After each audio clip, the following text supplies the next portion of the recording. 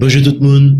Qui j'aime Dieu qui dans le ciel là, ouais, l'église, Israël et les nations. L'important pour nous comprendre thématique ça, sujet ça, quand il y a monde qui croit que bon Dieu est intéressé seulement à moun palio, à savoir Israël d'abord, l'église ensuite, que le voué nation rejetée, est-ce que c'est vrai? Eh bien, les dans la Bible là, les dans garder surtout dans Daniel 2, que nous avons commencé la fois dernière, nous avons commencé à exposer Daniel 2 pour, côté qui montrait que c'est t'es bail à Nebuchadnezzar, le roi de Babylone, il était bail un songe. Et ça, c'est toute une histoire que nous ne pouvons pas le retourner sur lui. Mais quand même, il était montré une grosse statue, et nous t'ai montré une statue qui s'appelle le gars la donne. Il était présenté statue avec plusieurs parties la donne. Il était d'abord la tête de la statue qui était en or, et ensuite, poitrine qui était en argent, ventre qui était en airain, cuissio qui était en fer, pied qui était en fer mêlé d'argile. Et nous t'ai que chaque partie ça représentait un moment de l'histoire de l'humanité. T'ai représenté les grands empires qui t'ont traversé l'histoire de l'humanité, depuis Babylone jusqu'au temps de la fin. Eh bien, nous t'ai que tête là, t'ai représenté la tête en or, t'ai représenté l'empire babylonien. Nous t'ai que poitrine qui était en argent, t'ai représenté l'empire médo-perse. Nous t'ai que ventre là qui était en air, t'ai représenté l'empire grec. Nous t'ai que les cuisses qui étaient en fer, t'ai représenté l'empire romain. Et notez que les pieds de fer mêlés d'argile, eh bien, c'était un mélange de l'Empire romain et l'argile où était représenté le peuple de Dieu. Bon, maintenant, l'important pour nous est, non seulement qui ça que différentes parties ça est représenté, mais l'important pour nous est que dernière partie, c'est lui-même qui vraiment concerné nous. C'est lui-même qui vraiment intéressé nous. Dernière partie, c'est-à-dire les pieds de fer mêlés d'argile. Maintenant, nous souhaitons que le fer représente l'Empire romain. L'argile représente quoi?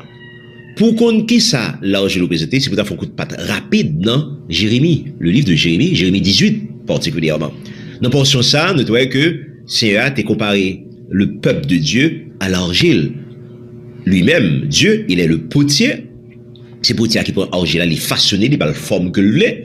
Et s'il satisfait de œuvre que il construit, s'il satisfait de poterie que le fait, de quel que soit bagage que le fait avec argile, avec pâte là, eh bien, s'il satisfait, il kébel, il utilise, mais s'il pas satisfait, il crase. Donc, nous pensons ça, l'argile représente le peuple de Dieu. Et à travers la Bible, il est possible que chaque fois que nous avons une situation, pour nous comprendre qui ça que le texte là veut dire, particulièrement dans Daniel, Daniel dit le fer mêlé d'argile, donc ça vient faire nous comprendre que l'argile représente le peuple de Dieu. Maintenant, ça veut dire le fer qui est mêlé à l'argile. Donc, quand nous parlons du peuple de Dieu, c'est pour elle à au moins deux niveaux, à au moins deux phases. Parce que la première phase du peuple de Dieu, à qui ça que lié, eh bien, c'est Israël, la nation d'Israël, l'Israël de l'Ancien Testament. Ça, c'est la première partie du peuple de Dieu. Et deuxième partie du peuple de Dieu, qu'est-ce que représenter? Eh bien, représenter l'Église de Jésus-Christ, l'Église du Nouveau Testament. Donc, qui ça que Daniel dit nous là? Daniel dit nous que ça que, pral gain, on mélange entre la nation d'Israël et les grands empires qui t'a pas venu par le mélange comme ça qui pas le fait. Et mélange n'a pas le fait d'abord au niveau de la nation d'Israël et ensuite au niveau de l'église de Jésus-Christ. Est-ce que l'on allait dans l'histoire de l'église, l'on allait dans l'histoire d'Israël d'abord, l'on allait dans l'histoire de l'église ensuite, est-ce que nous avons des évidences qui montrent nous que t'es effectivement un mélange entre le peuple de Dieu, représenté par Israël, et les nations, d'une part, et au mélange entre l'église de Jésus-Christ et les nations. Est-ce qu'il y a des éléments comme ça de l'histoire générale d'abord, de l'histoire de l'église ensuite, qui montraient que t'es un pareil mélange qui t'est produit? Les facile pour nous jouer pour ça, eh bien, les aller d'abord du côté de Israël.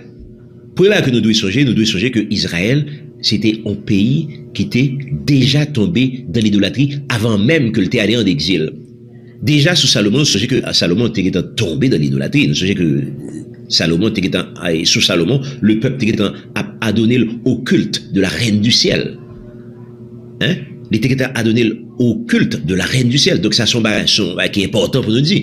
Donc, le peuple a été tombé dans l'idolâtrie. Et lui-même, peut-être pas, Salomon, peut-être pas, a fait de 700 femmes, 300 concubines, non?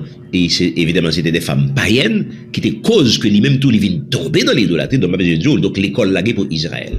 En sorte que finalement, à la mort de Salomon, c'est un par le fond pays en deux, l'ouest du nord, l'ouest du sud. le royaume du Nord, le royaume d'Israël, eh bien, la totalité des rois d'Israël t'es dans l'idolâtrie sans manquer yon.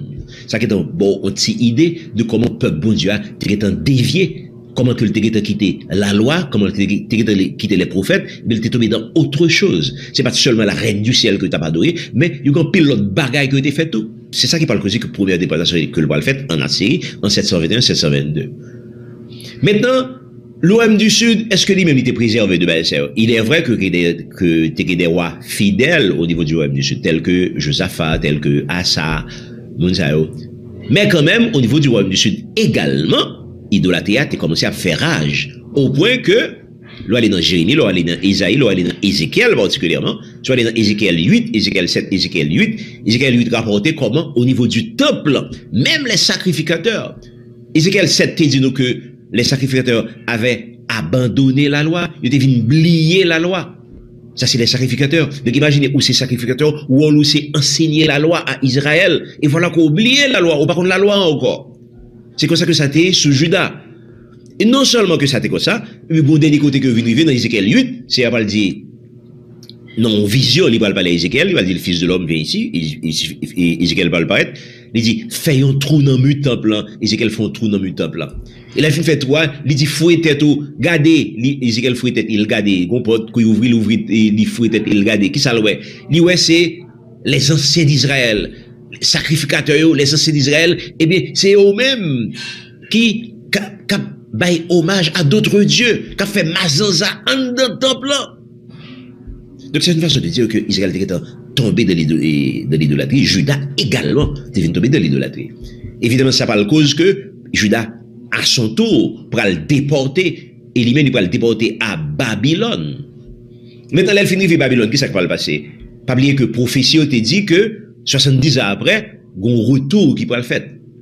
Maintenant, que signifie 70 ans? 70 ans veut dire que le peuple de Judas qui était à Babylone, eh bien, première génération qui était à peu près 40 ans, 50 ans pour les autres, eh bien, il y a à peu près deux générations, une génération, trois quarts, à peu près deux générations qui passaient. Donc, les premières générations fin passées, donc, ils étaient venus presque oublier le Dieu d'Israël, le Dieu d'Abraham, le Dieu d'Isaac, le Dieu de Jacob.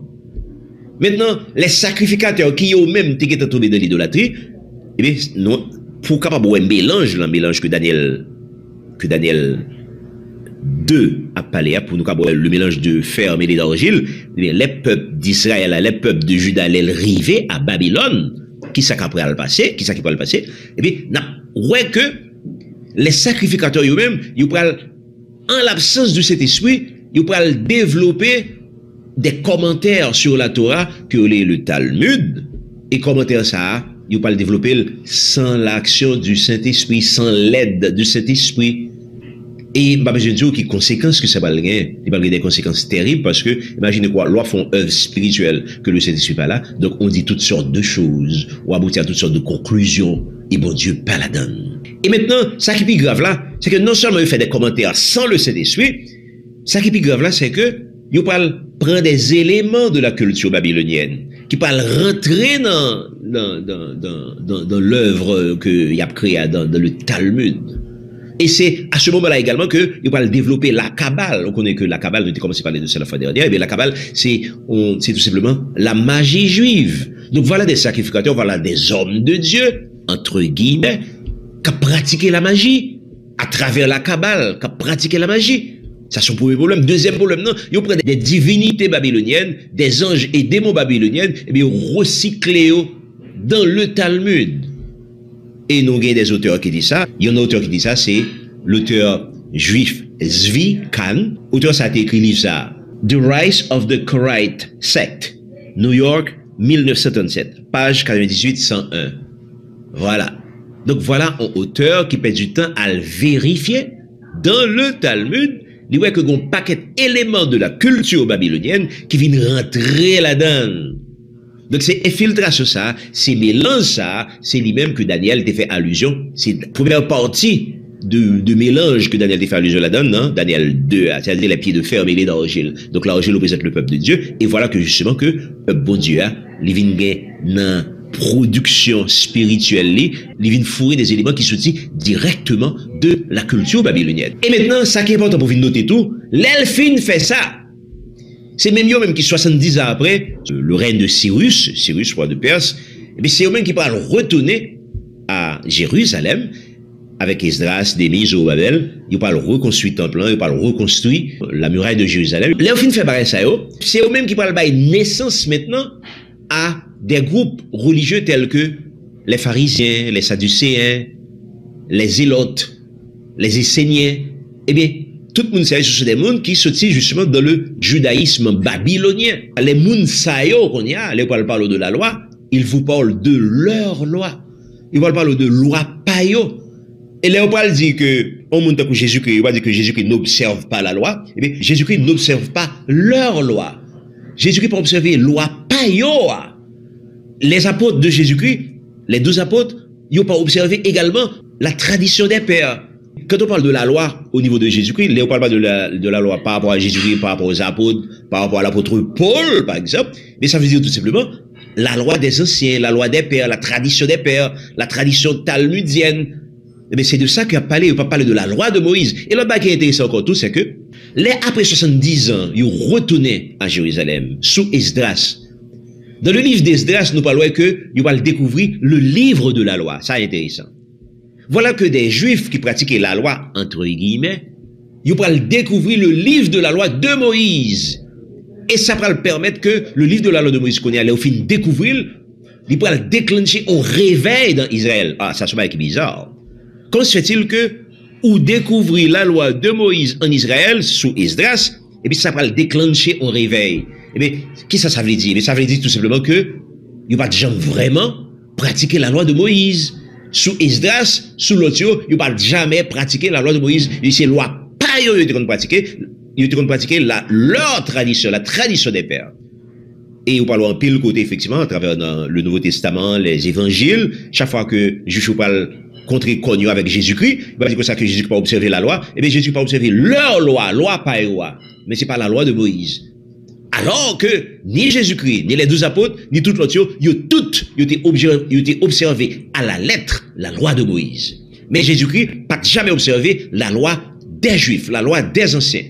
L'important, l'extrêmement important que nous faisons distinction, ça. Parce qu'il y a un peu de monde qui est dans confusion, je dis, que chaque fois qu'on parle de la loi, au niveau du Nouveau Testament, il y a tendance à penser que, là, on dit que Jésus-Christ n'a pas observé la loi, là, on dit que les apôtres n'ont pas observé la loi, il y a tendance à penser que Jésus-Christ n'a pas observé la loi de Moïse. Ce qui est faux, ce qui est très faux. Au contraire, Jésus-Christ était toujours observé. Non seulement qu'il était observé, il était apprendre l'autre monde observer la loi de Moïse. Paul, c'est même pas là tout. Paul, non seulement que Paul était observé la loi de Moïse, Paul était apprendre l'autre monde tout observer la loi de Moïse. Évidemment, il y a l'autre, pour nous ajouter concernant Paul, concernant la loi, concernant les commandements. Il y a un pilote chapitre qui était écrit tout sous Paul, sous nouvelle façon d'envisager la loi, d'aborder la loi, à savoir comment chrétien y est maintenant sous la loi. Maintenant, l'herbe dit comment chrétien y est sous la loi, de quelle loi porte-t-on?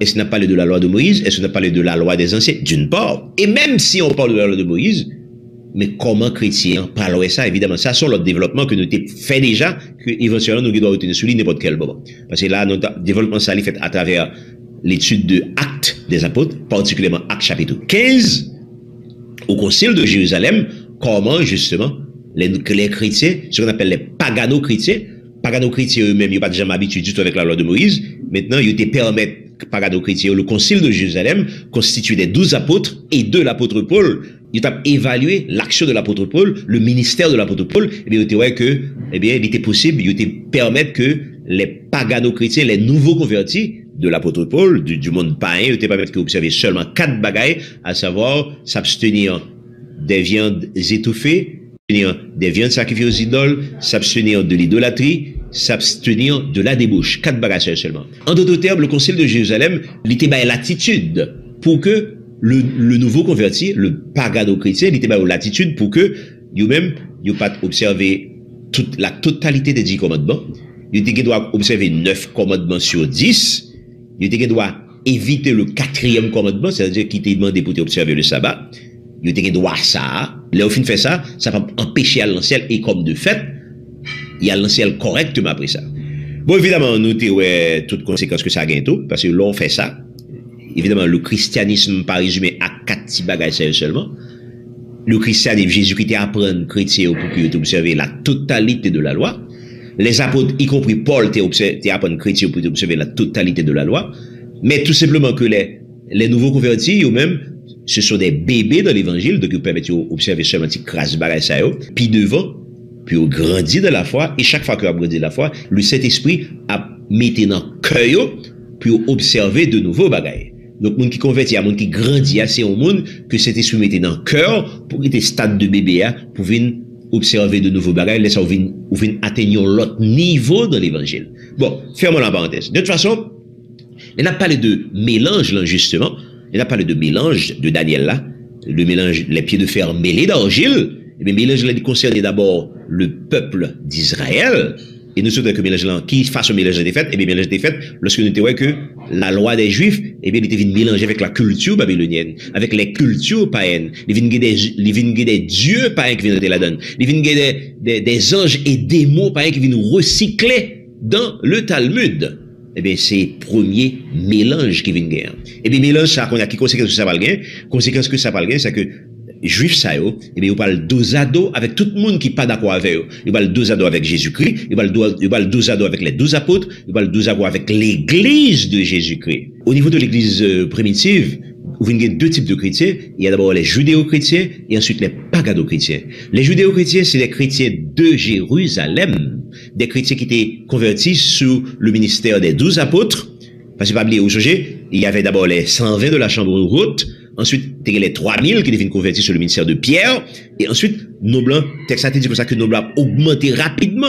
Mais moun ça a été formé les judéo-chrétiens. Ce sont des chrétiens d'origine juive. Des chrétiens qui étaient contre la loi de Moïse. Qui n'ont pas de 5 comme problème pour qu'ils aient été observé la loi de Moïse. Au début, il y a davantage de judéo-chrétiens que de pagano-chrétiens. Mais au fur et à mesure que ministère apôtre Paul la prend j'arrête, la multiplié dans les différentes contrées que Paul passait, Éphèse, Rome, Thessalonique, Corinthe, etc., etc., etc., etc. Donc, on parle venir davantage de pagano-chrétiens que de judéo-chrétiens, d'une part, et ensuite, on parle que pagano-chrétiens, on parle vont côté, on parle faire la guerre aux judéo-chrétiens.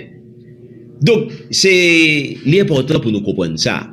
Et le problème, non, qui s'accueille, c'est justement, c'est ce mélange. C'est ce mélange qui était concerné d'abord les Juifs.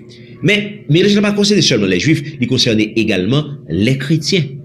C'est deuxième partie du peuple de Dieu qui parle concerné par le mélange dont parle la statue de Nebuchadnezzar, les pieds de fer mêlés d'argile.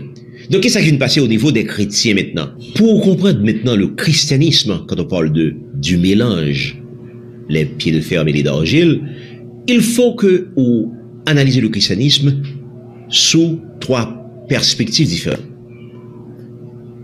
Donc, il y a 3 façons d'envisager le christianisme. Tout d'abord, il faut envisager le christianisme sur la perspective des Juifs. En effet, pour les Juifs, les chrétiens étaient considérés comme des Juifs qui avaient dévié, des Juifs qui étaient quittés la loi, leur loi, si on l'autre bagaille. Donc, pour les Juifs, les chrétiens étaient considérés comme d'autres Juifs qui avaient dévié. Mais, par la suite, ils ne viennent pas considérer comme des Juifs qui avaient dévié, ils viennent considérer tout simplement comme des païens, ça que des goïms. Donc, pour Juifs, les chrétiens sont des goïms. C'est-à-dire, sont des païens au même titre que les autres. Et maintenant, selon la perspective chrétienne, comment le christianisme vient de paraître? Mais pour les chrétiens de l'époque, du 1er siècle de l'ère chrétienne, chrétiens ont que viennent 2 types, 2 aspects du christianisme, je ne sais pas tout à l'heure, à savoir le judéo-christianisme et ensuite le pagano-christianisme. Viennent une sorte d'antagonisme entre les deux. Judéo-christianisme, comme nous t'ai dit tout à l'heure tout, ils ont formé de monde qui étaient convertis à Jérusalem, sous le ministère des 12 apôtres et de Pierre en particulier. Donc, moun sa yo formé les judéo-chrétiens. Moun sa yo, ils étaient élevés dans la loi de Moïse, il y avait 50 problèmes avec la loi de Moïse, donc c'était normal pour eux pour observer la loi de Moïse, et ça t'a fait à plaisir, ça t'a fait les 12 apôtres plaisir, et au même temps, tout comme Jésus, tout comme les 12 apôtres, ils ont été observés à la lettre la loi de Moïse. Ça, c'est les judéo-chrétiens. Mais, tu as également un deuxième groupe de chrétiens à l'époque, que les pagano-chrétiens. Les pagano-chrétiens, ce sont les chrétiens de la diaspora. Les chrétiens qui étaient convertis dans les contrées païennes. L'autre contrée, eh bien, ils formaient eux-mêmes les pagano-chrétiens. Qui ça qui différencie les deux? Ben, ça qui différencie les deux, c'est le fait que les pagano-chrétiens eux-mêmes, ils sont dans le milieu, ils sont dans des zones qui n'ont aucune relation avec la loi de Moïse. Donc, eux-mêmes, ils sont pas habitués avec un série de bagailles tels que, éviter viande cochon, ils sont pas habitués avec bagailles. Ils sont habitués avec manger règle cochon, manger règle bagaille. Ils sont habitués à travailler, les samedis, et en pile là, les dimanches chemins qu'on observé. Parce que religion païenne, il y a un pile là qui était qu'on observait les dimanches, c'est les dimanches qui qu'on adorait. Donc, les pagano-chrétiens, ils ont été sentis beaucoup plus à l'aise, puis ils ont été adorés les dimanches. Ça, c'est les pagano-chrétiens. Et, je dis, pral gagner maintenant, on antagonise par un chirépite entre deux groupes ça yo, et c'est chirépite ça qui pral cause que, il pral déclencher le concile de Jérusalem, le concile ça, qui était pral explorer tout problème qui était gagné, les hommes t'es converti, il n'est pas juif, avec l'homme t'es converti, il était juif. En d'autres termes, l'application de la loi, est-ce que chrétien est tenu d'observer la loi de Moïse? C'est ça que le concile de Jérusalem, non? Problème ça que le Téchita se dit. Donc, c'est ça, quand on parle de la perspective des chrétiens, donc pour chrétiens, il distingue deux types de chrétiens, des pagano-chrétiens, qui étaient observés seulement 4 bagailles, ils étaient adorés les dimanches, et puis eux-mêmes, ils n'ont fait sabbat avec personne, et puis eux-mêmes, ils étaient seulement connus pour abstenir des viandes étouffées, des viandes sacrifiées aux idoles, du sang et de la débauche. Maintenant, dernière perspective là, c'est perspective romaine. Comment les Romains, comment étaient, justement, le christianisme. Eh bien, Roméo, pas de aucun problème avec les pagano-chrétiens. Chose drôle, il n'y a pas aucun problème, ou qu'à comprendre ça tout d'ailleurs, c'est pas aucun problème avec les pagano-chrétiens. Parce que les pagano-chrétiens eux-mêmes, ils ont adoré les dimanches, or Constantin lui-même comme empereur romain, il tellement voulu pour adorer les dimanches que vers 325 après Jésus-Christ, il parle on édit, il parle on communiqué, il parle pour une loi, qui pourra demander pour tout le monde de l'empire, de tout l'empire romain, pour qu'ils adorent exclusivement les dimanches. Voilà. Donc, Roméo, tout le monde qui parle adorer les dimanches, il y a un problème avec eux. Donc, il y a un problème avec les judéo-chrétiens. Donc, Rome maintenant, il pourra persécuter les judéo-chrétiens, alors qu'il pourra faire la paix avec les pagano-chrétiens. Donc, Rome a fait la guerre avec les judéo-chrétiens, et c'est ça réaliser justement la prophétie qui est faite dans Daniel 2, qui te dit que, on t'a parlé des pieds de fer mêlés d'argile. Et c'est pas prophétie seule qui est réalisée, il y a l'autre prophétie qui est réalisée tout, lorsque Rome fait la guerre aux judéo-chrétiens, et que Rome fait la paix avec les pagano-chrétiens. Parce que, on parle de ça également dans Apocalypse 12, 17, côté qui dit que le dragon fut irrité contre la femme, et il s'en alla faire la guerre au reste de sa postérité. Qu'est-ce qui reste de la postérité de la femme? Eh bien, c'est d'abord ceux qui gardent les commandements de Dieu et qui retiennent le témoignage de Jésus. Voilà. Donc, le dragon fait la guerre, c'est pas Rome seulement, Rome fait la guerre aux judéo-chrétiens, le dragon fait la guerre également aux judéo-chrétiens. Le dragon ne fait pas la guerre aux pagano-chrétiens. Donc, c'est important pour nous dire ça. Donc, je dis, question pour nous poser, qui ça que nous, je dis, qui ça que chrétien, je dis, qui pourcentage de judéo-chrétiens qui est, je dis, qui pourcentage de pagano-chrétiens qui est, je dis. Quand on parle de l'église de Jésus-Christ aujourd'hui, est-ce qu'on parle du pagano-christianisme ou bien du judéo-christianisme? Ça, c'est un problème qui est important, qui méritait pour que l'église de Jésus-Christ t'a penché sur aspect ça, sur qui sur ça. Il t'a mérité, sur qui méritait pour gampil sur qui méritait pour que gampil débat qui fait celui. Parce que si on pas fait ça, on peut pas comprendre vraiment la volonté de Dieu. Quelle est la volonté de Dieu pour ce qui a été à son peuple, pour ce qui a été au mélange. Parce que nous disons que bon Dieu pas d'accord avec mélange. Et puis, ça qui est intéressant pour nous noter, c'est que nous te dit comment Satan il pourra réagir face à l'église de Jésus-Christ. Et bon Dieu, comment bon Dieu pourra réagir lui-même? Eh bien, pour nous comprendre comment bon Dieu pourra réagir, c'est pour nous retourner dans Daniel. Et dans Daniel, nous te voyons que par une petite pierre qui va apparaître. Une petite pierre qui va frapper la statue. Et ça qui est intéressant, c'est que la petite pierre, il ne peut pas frapper la statue au niveau de la tête. Parce que s'il te frappe au niveau de la tête, ça t'a pas fait de comprendre que Dieu, le Dieu du ciel et de la terre, il a un problème avec l'empire babylonien. Mais pourtant, bon Dieu n'a pas de problème avec l'empire babylonien. Il va en réalité, bon Dieu qui est dans le ciel là, il n'a pas de problème avec les empires païens. Parce que la Bible dit nous dans Jean 3,16, car Dieu a tant aimé le monde qu'il a donné son Fils unique, afin que quiconque croit, c'est-à-dire quel que soit païen qui croit dans le Seigneur, eh bien, il a capable de la vie éternelle. Donc, bon Dieu, il dit ce que je veux, ce n'est pas que le méchant meure, mais c'est que il change, c'est que le changer. Donc c'est pour cette raison que nous disons que, bon Dieu, il n'a pas frappé statue dans la tête, parce que s'il était frappé dans la tête, on t'a dit que ça que il y a un problème particulier avec l'empire babylonien, or tel n'a pas été le cas. Si Roche là pas de frapper statue également au niveau de la poitrine, parce qu'il était fait ça, on t'a dit que ça que le gros problème avec l'empire médo-perse, or tel n'a pas été le cas. Il n'a pas de frapper au niveau de l'empire médo-perse. Bon Dieu, pas de problème particulier avec l'empire médo-perse. Il va te frapper également au niveau des reins, au niveau du ventre, qui était représenté l'empire grec. Donc, nous connaissons que bon Dieu, dans celle-là, il n'y a pas de pièce problème spécial avec l'empire grec. Il va te frapper également, même au niveau de l'empire romain, il va te frapper au niveau des cuisses. Parce qu'il te frappe au niveau des cuisses, il a dit que le gros problème avec l'empire romain, avec l'empire pur, l'empire romain en particulier. Maintenant, il frappe seulement au niveau du mélange, au niveau du mélange du fer et de l'argile. Ça finit de comprendre que bon Dieu qui dans celle-là, il n'y a pas de problème avec les nations païennes, mais il y a un problème lorsque les croyants, lorsque petit Léo, lorsque l'église de Jésus-Christ, lorsque les mélangés avec les nations païennes, lorsque l'église a là, elle prend un peu de la culture païenne, il met dans l'église. Là, elle prend des conceptions, là, elle prend parmi les conceptions païennes, il met dans l'église. Il prend des éléments de la culture païenne, il met dans l'adoration au niveau de l'église. Bon Dieu, pas qu'à tolérer bagaille ça yo. Mais ça fait que nous trouvons que, si vous là, justement, là, elle frappe les pieds de fer mêlés d'argile. Donc, pour je dire, c'est ça que nous avons besoin. Nous avons besoin que, bon Dieu, dans celle-là, si on bagaille que le pas d'accord, si on bagaille que le pas vle, c'est justement ce mélange. Livré pour l'église de la vérité pure et sans tache. Et c'est ça qui était dit dans 2 Corinthiens 6, 17. Sortez du milieu de mon peuple et je vous accueillerai. Sortez du milieu païen. Arrêtez la donne. Je veux dire, très souvent, nous cherchons l'église. Nous pas well. Nous cherchons le mode, nous well dans l'église. Nous jouons tout élément de la culture du monde dans l'église. Nous jouons la musique du monde dans l'église. Nous jouons la danse du monde dans l'église. Nous jouons la pensée du monde dans l'église. Nous jouons l'idolâtrie du monde dans l'église. Nous jouons la quête de la prospérité. Gens que le monde dès l'argent. Nous jouons dans l'église de Jésus-Christ même, j'entends. Or, c'est justement ce genre de choses que c'est un Pavlé, ouais. Il te dit ça dans 2 Corinthiens 6, 17. Il te dit également dans Apocalypse 18, verset 4.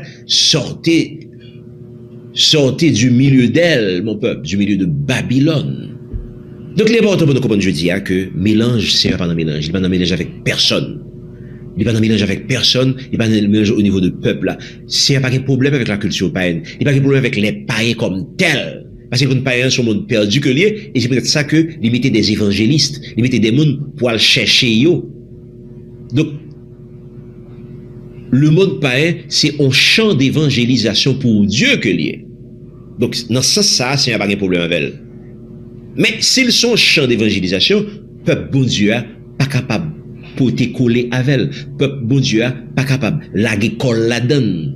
Gens que nous ça passé jeudi son véritable honte que ça est, son véritable consternation que ça est, de nouvelle façon que le monde, façon que l'église de Jésus-Christ, façon que les embrasser la culture païenne. Il est important pour nous te faire tirer ça pour que justement nous connaissions que qui ça bon Dieu dit concernant les païens, concernant les nations, qui ça bon Dieu dit concernant l'église de Jésus-Christ et qui ça bon Dieu dit concernant Israël. Que bon Dieu bénisse.